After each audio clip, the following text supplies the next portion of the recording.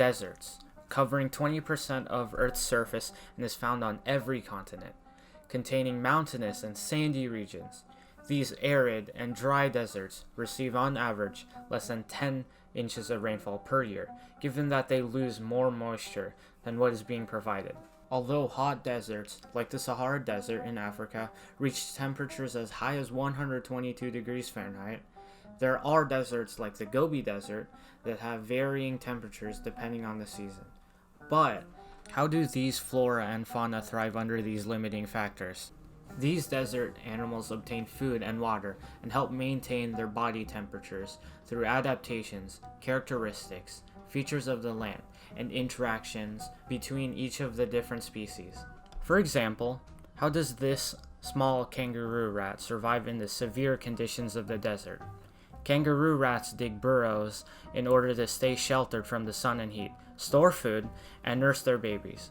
Furthermore, a kangaroo rat's body is adapted to conserve as much water as possible. The main source of food that kangaroo rats get are seeds from plants. The different seeds provide them with water and other resources. Not only do animals need adaptations to survive, but also plants.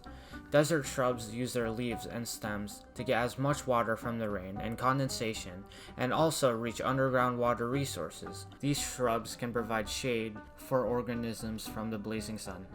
There are adaptations that help animals hunt too. The red-tailed hawk, a predator that relies heavily on whether or not it catches its prey. Red-tailed hawks have very keen eyesight that allows obtaining food to be more accessible. Now you may be wondering, how do other animals protect themselves from predators? Desert monitors, a type of reptile, uses their skin coloration to camouflage in the environment to stay hidden from impending predators. They also tend to dig deep, complex burrows with multiple openings to protect themselves from predators, extreme temperatures, and during hibernation. Plants also need to protect themselves from consumers. The spines, or leaves, of the cactus not only help the plant minimize water loss, but it also provides protection against omnivores and herbivores. The desert ironwood is another type of plant that is well adapted to the scarcity of water and extreme temperatures. Desert ironwoods shed their leaves during dry seasons and during droughts. This allows a tree to avoid water loss during transpiration. Even though the desert is a harsh, dry biome, there are tourist attractions still worth visiting.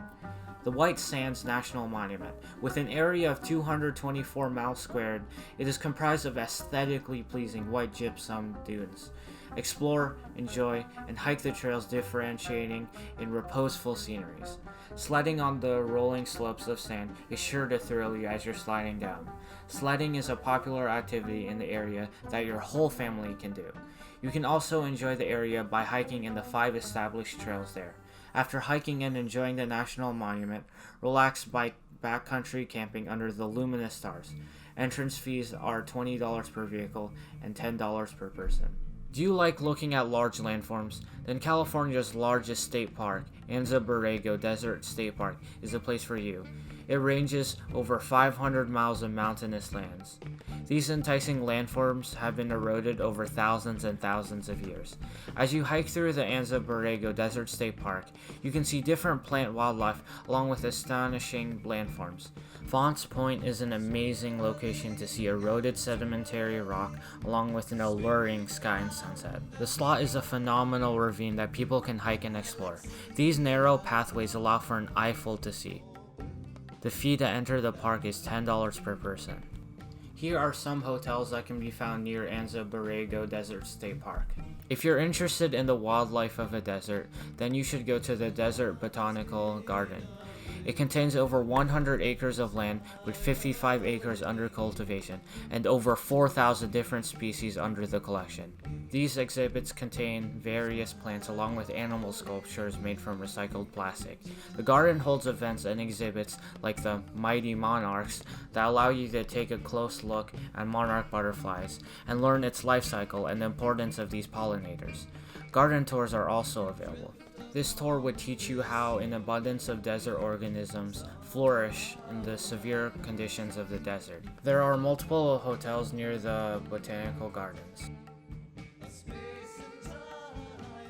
Even though deserts are extremely dry and offer very little water, there are plants and animals that thrive in these environments and locations that everyone should visit. Thanks for watching.